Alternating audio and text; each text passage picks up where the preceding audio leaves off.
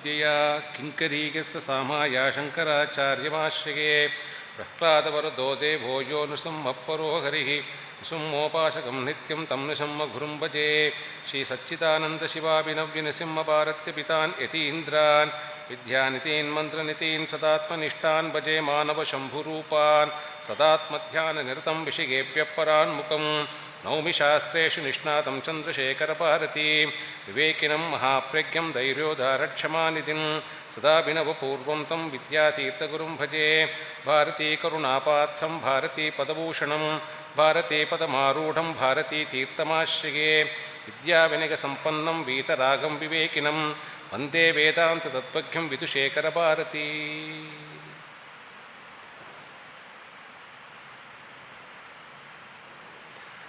Offer this humble talk at the lotus feet of Jyeshta Mahasannidhanam and Shri Sannidhanam.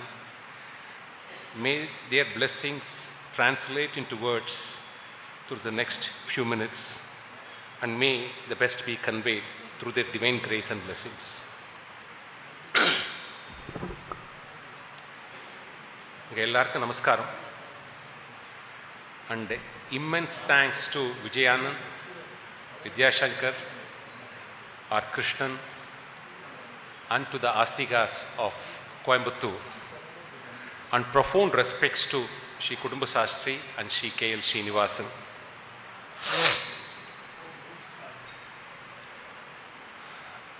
In 1995, I think it's March 6th or March 10th, I don't distinctly remember. It was a Sunday.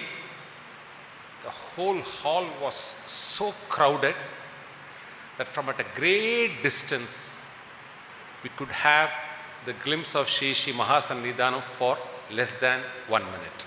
The same hall in 1995. After 28 years or 29 years, it is Acharya's blessing that somebody who was at the corner of this room to have 1 minute glimpse of Shri Mahasannidhanam is now been blessed to speak about Shri Mahasannidhanam in the Swarna Bharati Sannyasa Svikara year. This is the karunai of this Guru Paramparai to every Sishya.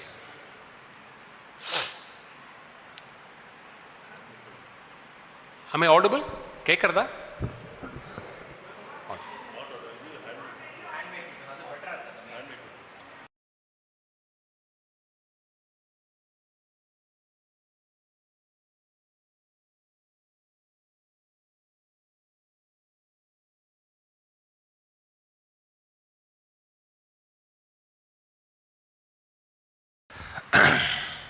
Now, see, Shri Mahasannidhanam is a ocean, and any amount of effort will be just taking a droplet and trying to speak about it.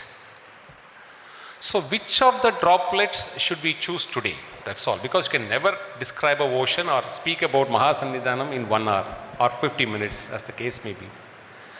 So we had the blessings to speak about Shri Mahasannidhanam on several occasions. And now, therefore, what we decided this time is to speak what Shri Mahasannidhanam has blessed and conveyed to the younger generation on Bhagavad Gita. It is just a 90-page book, meant only, it's a primary course on Bhagavad Gita, 90 pages, 60-70 questions asked, common questions asked about Bhagavad Gita, and answered in 1 or 2 paragraphs in the simplest form. Let's take this text, should read it, and please ensure the younger generation of our families do have a copy of this, because Mahasannidhanam is a Mahapurusha. Mahasannidhanam is a Jivan Mukta, and what has Sannidhanam said? When Mahasannidhanam sits to give an Anugraha Bhashanam, Vedas, Vedantas, Upanishad, Brahma Sutras, they will jump they will try to fight amongst themselves to come out of his holy lips. This is how Sannidhanam has described Shri Mahasannidhanam. Such a Mahapurusha, just out of sheer compassion, the younger generation should connect with this principal text of Bhagavad Gita, has answered a few questions, common questions raised.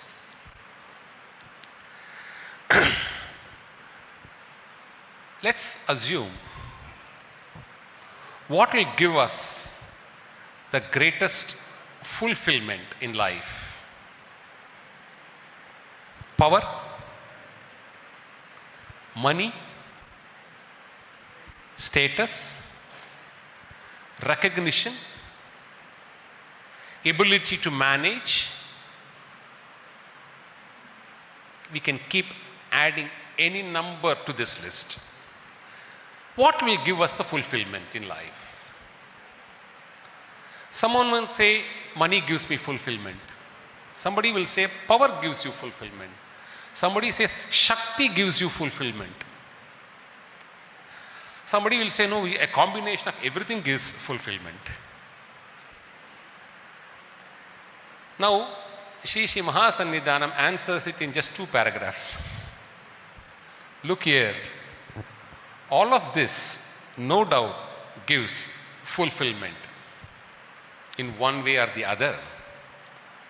But this fulfillment is a fulfillment associated with your body, mind and buddhi. It has no use thereafter. So the fulfillment is life is one who seeks not material knowledge, but the everlasting spiritual knowledge, which is bliss.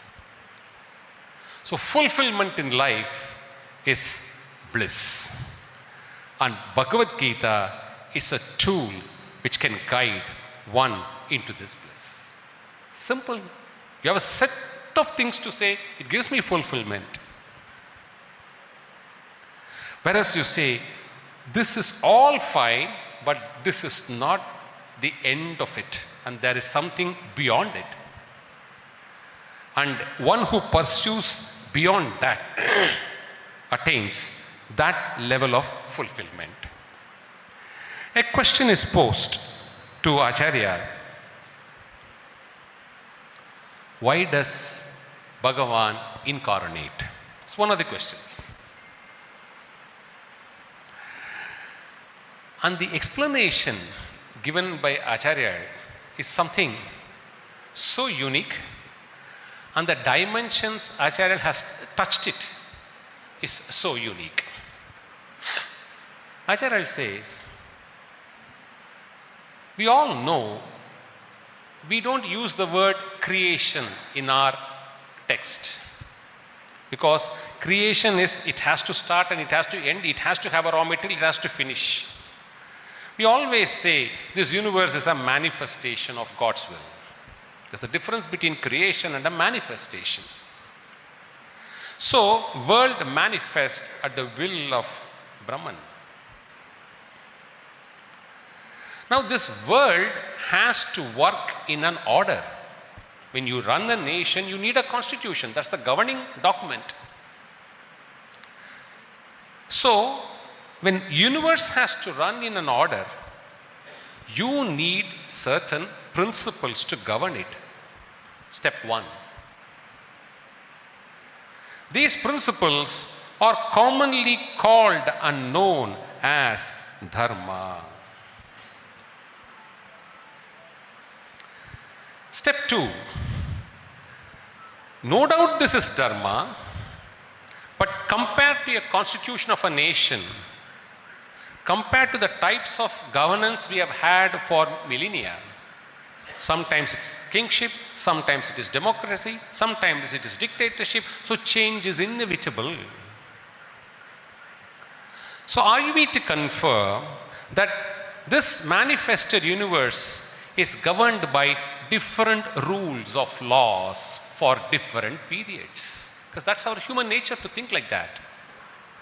Therefore, step 2, Acharya clarifies, this is a governing rule, the governing dharma from the start of the manifestation till it gets dissolved. Step 3, who manages this governing law? Because everyone connected with some dharma will claim, whether you offer a prayer, daily prayer at home, or you are connected with institutions to serve, it's human nature to say, I am part of some dharma paripalana. Dharma paripalana is a common usage, so rampantly used by all of us. Acharya says, paripalanam is God's job and not our job. We are no way entitled or competent to do a paripalanam of a dharma which manifested along with this universe and sustained till it dissolves. Do we exist that long? So dharma paripalana is God's work. So what are we supposed to do then? Fourth step, we as jivas can either practice dharma or try to serve the cause of dharma. These are the only two entitlements for jivas. Not dharma paripalana, that's God's job.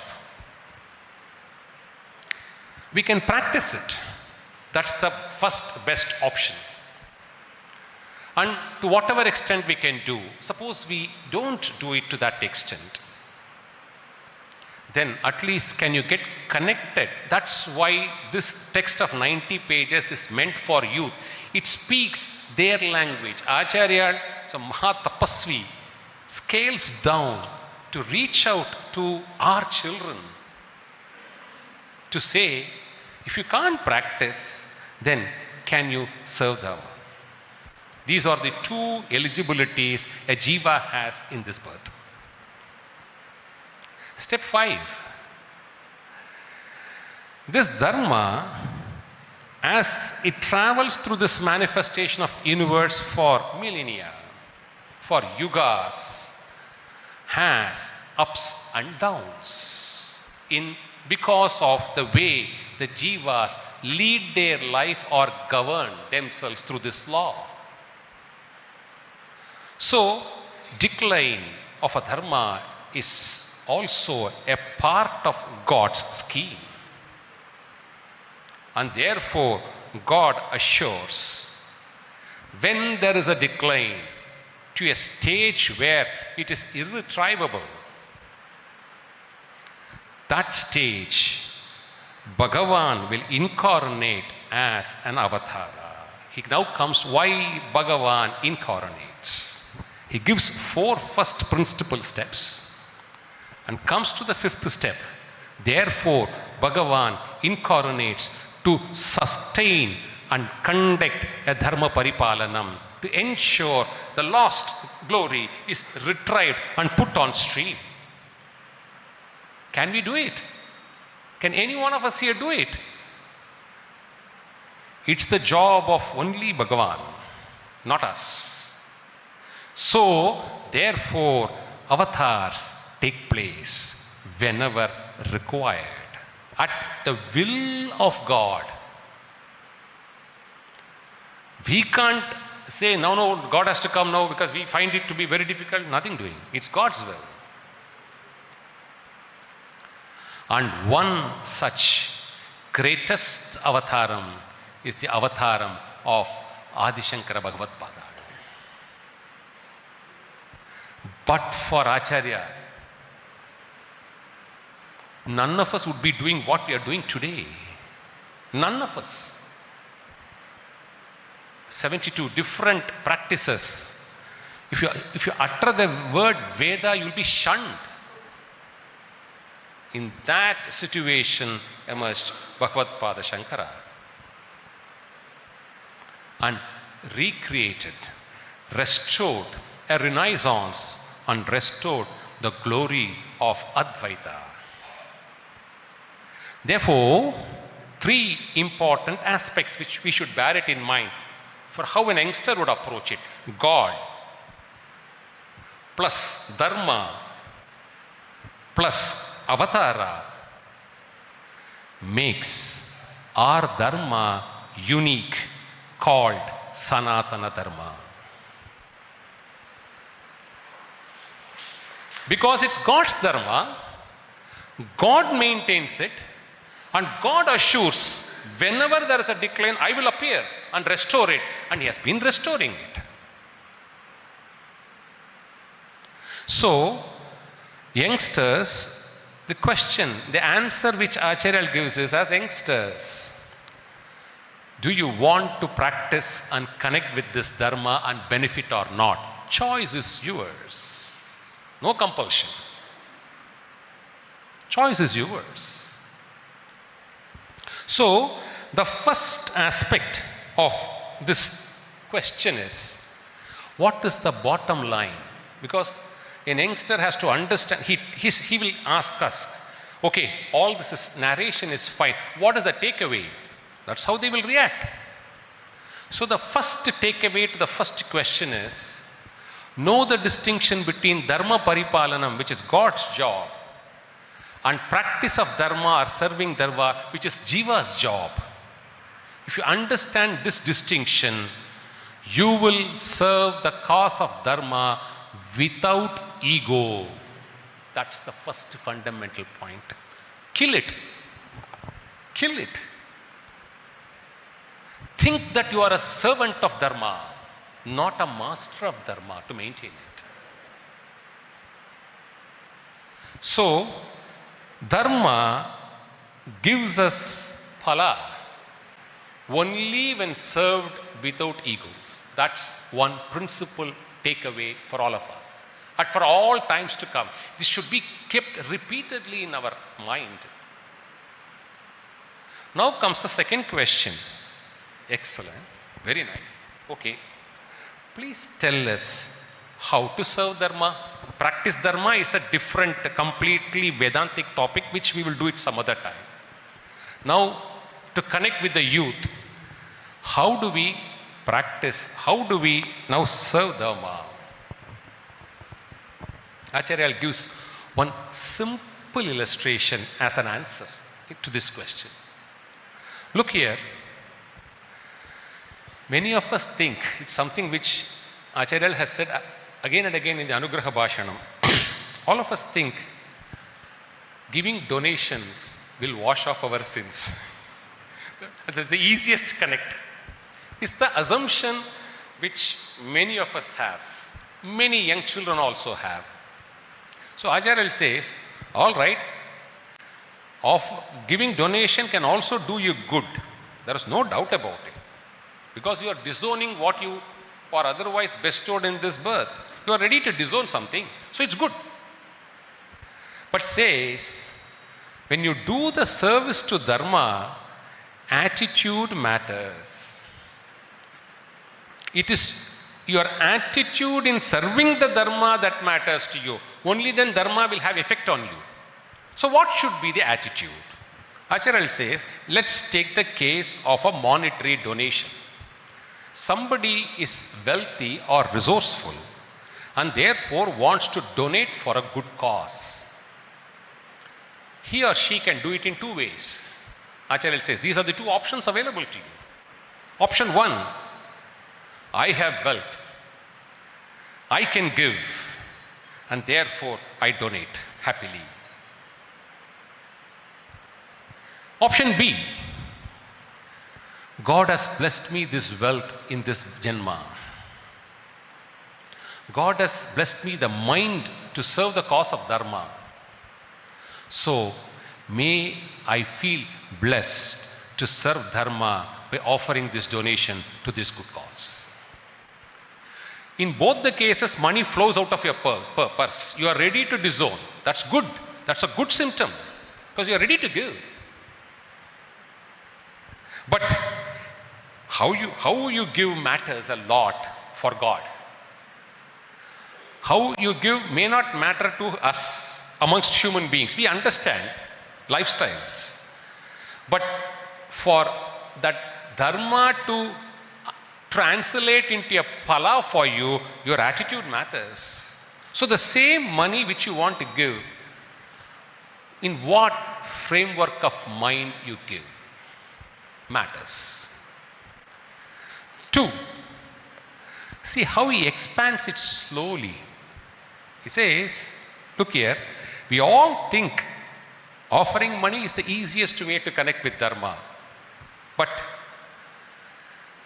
we are so familiar with the word donation because somewhere in the hierarchy of service, donation has a unique place. Therefore, we think donation is something very good or superior. Acharya says, look here, young children,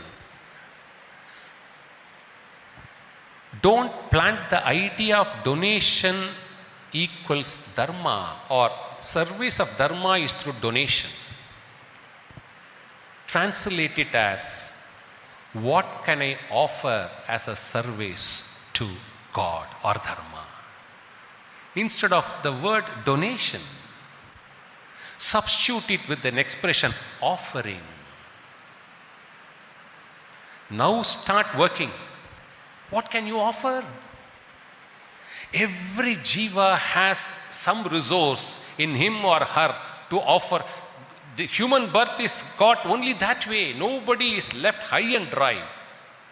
The most heinous to the most holy still has a window to grow, whichever way they aspire. So in that window of goodness, can you convert this as offering?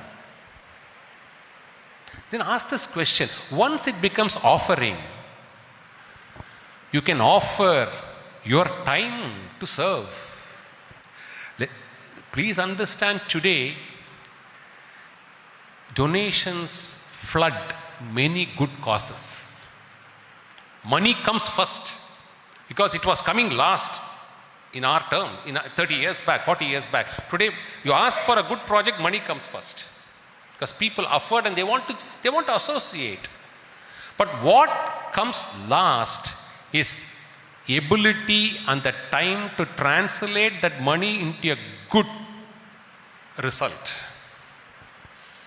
These are the two scarce resources today in the dharmic segment.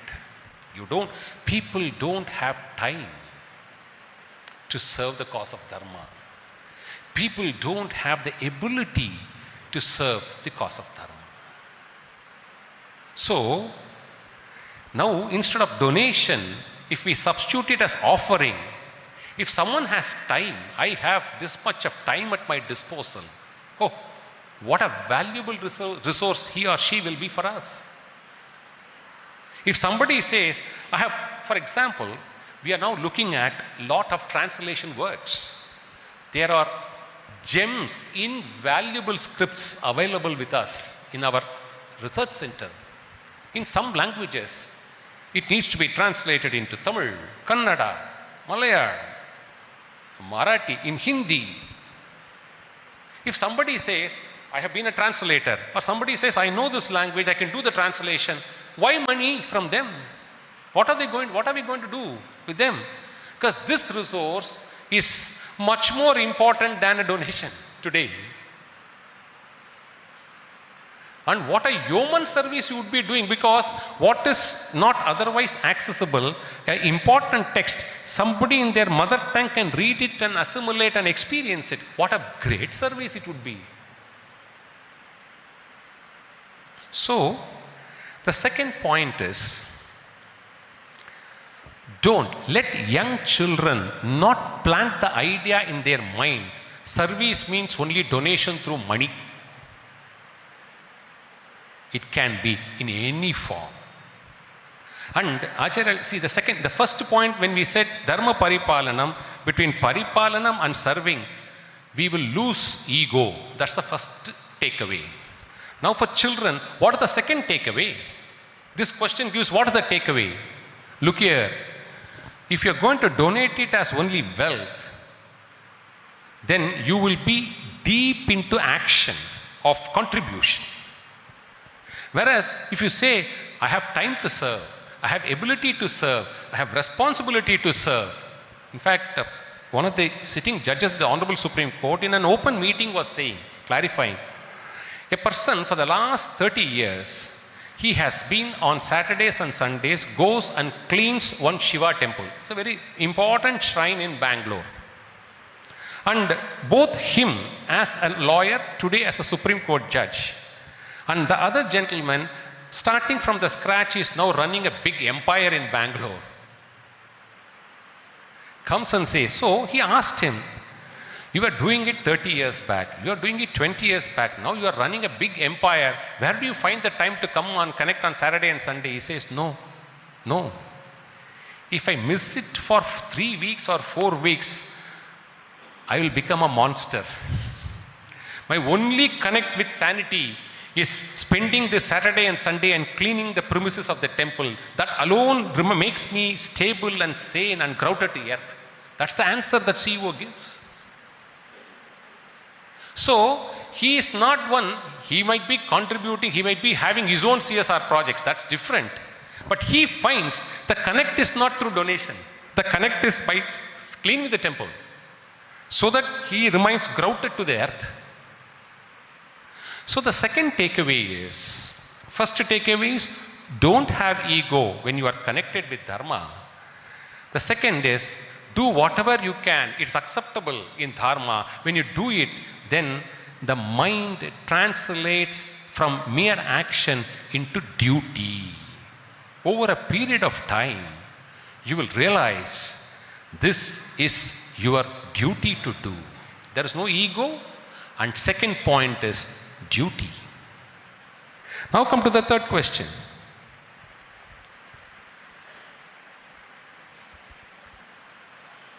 What is the connect between God and Dharma? That's a question.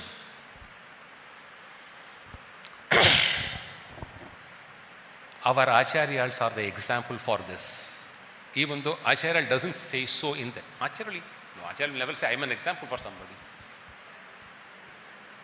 Because people who live as examples never say that they are an example for somebody.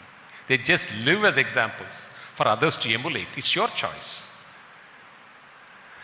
People who may not be able to live as example may pretend to say, no, I am an example. Somehow I have to find my place there. But people who live as examples just live as examples. So, here comes what is the connect between God and Dharma?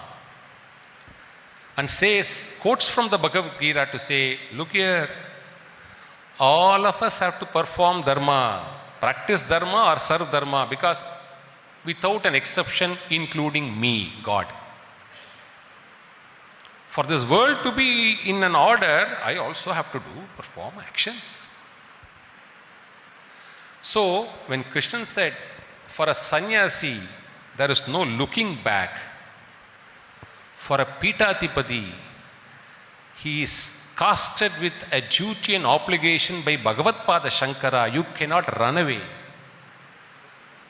You can't close yourself from the world. You are a Pithatipati. You have to perform Dharma for Sishyas to follow and practice. So God performs Dharma. Because there is no difference between God and Guru in our understanding and in our scriptures. Because both have conquered Maya. Both have conquered the three gunas. And God through Guru can evolve a jiva who is a slave of Maya and translate him into himself. And that's why he is a Sadguru. He is a Mahapurusha. He is a Jivan Mukta. One who can translate his Sishya into himself. And a Pithatipati does. Why should Acharya do Chandramauli Puja every day? Now we will have a different interpretation, say that is the only connect we have now with Mahasannidhanam to see for 1 hour. That stops, that's all. It's complete seclusion. So, if Acharya stops performing puja, or what will all of us say? Look here, our gurus have said, they have themselves stopped puja. So we don't have, they can stop puja any minute they want. Because they have transcended that stage, but they still keep performing it for us.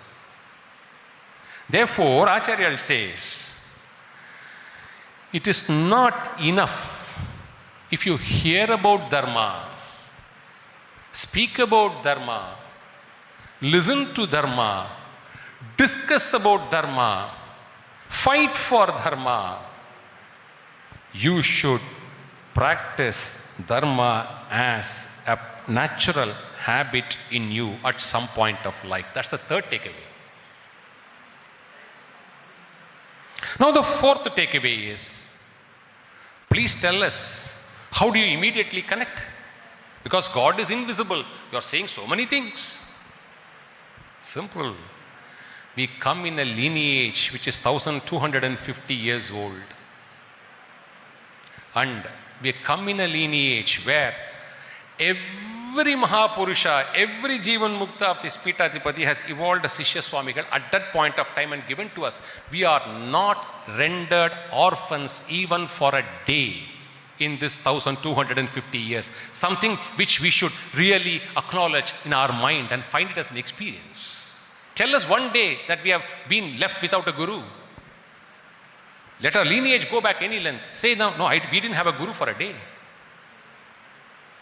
So, there is a Pratyaksha Bhagavan for you through your Kula Guru. In fact, I was telling Vijayanand and our Vidyashankar yesterday, see, this meeting started on 14th February. You won't believe, 14th February 1996, the speaker should have died brutally in a road accident and escaped unscathed, not even a scratch. And on 17th February 1996, when the speaker offers himself before Shri Mahasannidhanam, Mahasannidhanam said, Jeshta Mahasannidhanam Anugraham pa, idu unaku oru marupiravi.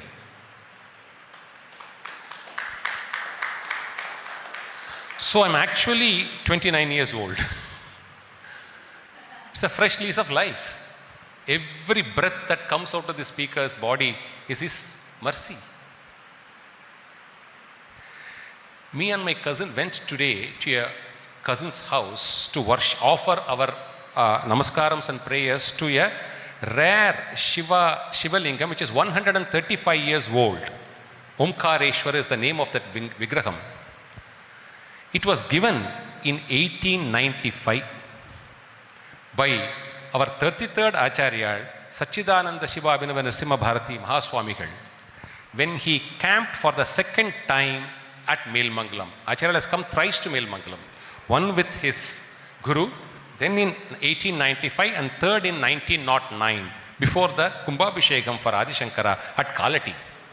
So in 1895, when the Patna Pravesam happens, a couple stands before Acharya, Tandaveshwarar and Ranganayaki, and cries. Acharya says, what is your problem? We don't have progeny. And Acharya says, it sounds like Mata and Shivaguru, Aryamba and Shivaguru praying to me. Take this Omkareshwarar and starts praying. You will get a progeny soon. Dear listeners, it is an incident which happened 135 years back. Through them, 4 broad branches of families through sons and daughters have emerged in that village. And this story was narrated by the 4th and the 5th upcoming generation children to us. And we discovered that we are one such people born through the female descendants of Tandaveshwara. So our very birth is through blessings. And our very survival today is through blessings. So, Guru Anugraham it's like sunlight. It's like rain. It's like a flowing river. Actually, how many times I said, if you want to, the river flows for everybody. You pick up with one tumbler, you take that much punya. You take a big kodam, you take big tanker, you take that much punya. Does the river say, no, I'll give only one tumbler to this gentleman? No, Guru doesn't say so. So, in my last 15-20 minutes, I hope, another 10-15 minutes, is okay. 10 minutes? Yeah, 12:30 I'll complete. Now, two simple questions Acharya answers, and with that I will try to wind up. A question is asked, if karmas are the cause, then why is Bhagavan referred to as ocean of compassion? One of the questions. See, after all, what are you saying? Because a logical mind, a youngster is asking this question. Logical mind, look here, you are saying everything is karma. It's predetermined, good or bad. Then what is the role of God to play with us? So Acharya clarifies. Look here, it is true, you can go through your pains and pleasures on your own, without the help of God. But if you seek the help of God, you may continue to go through the pleasures and pains, but God, as an ocean of compassion, can comfort you to ensure you go through the process, but I'm here to handhold you. This is the difference. You do it individually or you do it with a connect. A second question is asked, look here, we do so much of rituals. Why does Pala doesn't come to us? Only simple, straightforward answer. Look here, you may do the richest of rituals. You may do the brightest of things on earth. Are you doing with faith? Now Acharya asks the questioner, the youngster, what do you mean by faith? Will be your next question. So I'll answer you first. What do you mean by faith in what? Faith in the Vedas. Faith in the words of the Guru. Faith in the Ramayana. Faith in the Mahabharata. Are you ready to believe every story of Ramayana? Can you swear it? If you believe, then if you do a ritual, it will give you the pala. If you suspect, how is this possible? Then you choose what you perceive to your logic as correct. That's not faith. The test is, are you willing to believe Ramayana in toto? We'll come to Vedas, we'll come to Guru later. Every story of Ramayana, can you believe it as truth? Is the question asked. So, this goes on and on and on. My last 5 minutes, I have to just convey two important information and then leave this place with utmost respect and for this great immense opportunity to provided to us. See, all of us are now in service. When we talk about Shri Mahasannidhanam, Pandits can talk about his pursuit to Vedanta, his ability to put even Vedantic truths in concise forms. For us, it is ultimately the blessings, the rich experiences of various Sishyas. So when he narrated a couple of experiences, how life started. When Mahasannidhanam has withdrawn himself into reclusion, almost in total reclusion, except for the brief Chandramaulishwara Puja and 10 or 15 minutes thereafter. The greatest blessing Shri Mahasannidhanam has now given to us is in his Jivayat, in his Yatra, he has also not only given us Shri Sannidhanam for the next generation to handhold and follow the spiritual guidance, he has also allowed a transition in administration to happen smoothly. He has given us Shri Sannidhanam as a Guru, and he has given us an administrator who will now connect us and take us into the path guided by Acharya. Just one brief incident about how this man is so humble. Somebody is referred to us that we are all grouted. You should work with him and meet him. You will see the most grouted Sishya today is him. There was a big Kumbhabhishekam, raining cats and dogs till 11:45. And he was given an accommodation within the campus. Two important VIP devotees came. He said, I'll get out because they are important VIP devotees for our mutt. I'll go and stay out.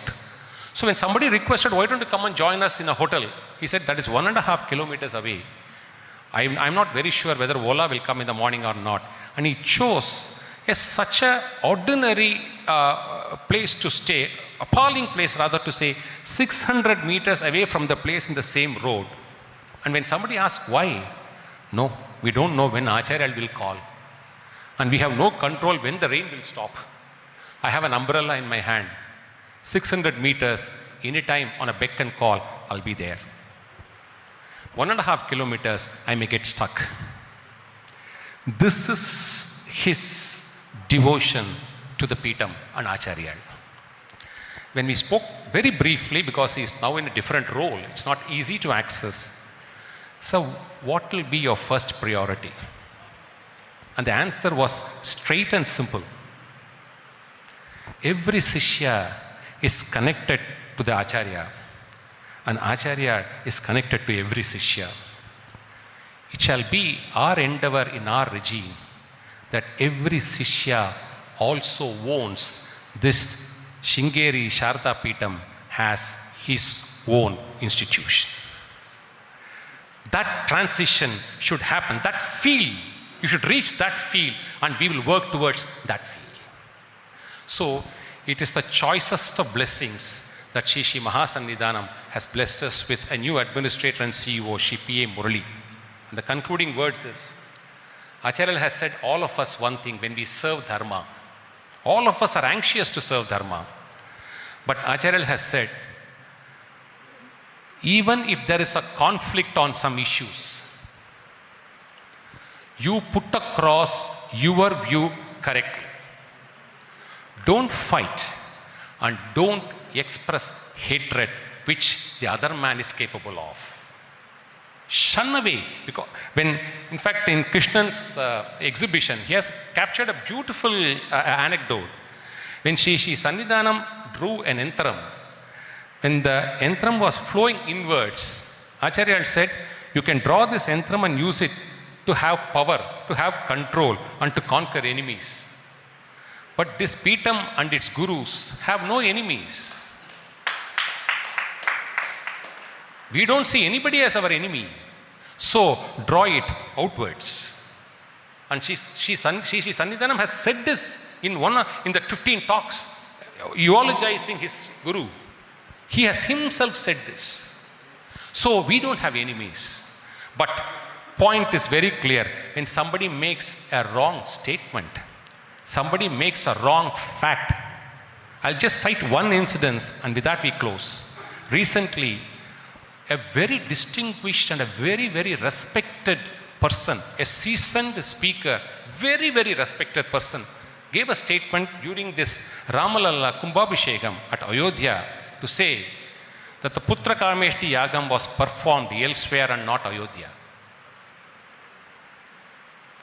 We had to immediately react. Ramayana, Stotras, the shlokas of Ramayana evidence that Putra Kameshti Yaga was performed only in Ayodhya. It was performed only by Rishyasringa Maharishi, who hailed from Sringeri, and that is the connect we have with Ayodhya. And it was not performed elsewhere. Now somebody says it is in Brahmanda Puranam. We then mailed the Brahmanda Puranam, the relevant text, to say, show us one passage where it was performed elsewhere than in Ayodhya. It's not there. And what sort of a damage are we doing? One Brahmanda Puranam is authored by Bhagavan Vedavyasa, and Ramayana is authored by Maharishi Valmiki. And we start swapping facts between these two texts. Are we not doing damage to our own Maharishis and our own Bhagavan? So serious. So let's defend, because we are in that era, we need to be prepared for that. And let's be prepared for that. We should not cow down there, but we should only assert what is truth and convey what is truth. No hatred. Acharya has said several times, Appa, Dvesha Bhavam irukaravanukku ennoda upadesam palikaduppa. Moorganukkum Dvesha Bhavam ullavanukkum என்னோட ஆசீர்வாதம் பலிக்காது.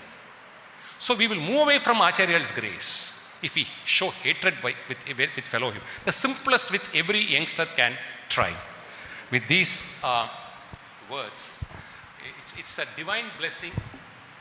It's a divine blessing that Shri Vijayanand and through the Acharyal Vijayanand, our Vidya Shankar and our Vidyatita Krishnan provided this. It's a pleasure to see a full packed audience on a Sunday afternoon here in Coimbatore, and I'm therefore very grateful to all the Astikas. You are so fortunate. This place radiates with Sharada Devi's prasadam, and may, it's our sincere prayer, may Coimbatore in the shortest possible time become the destination or a hub for both material knowledge and spiritual knowledge.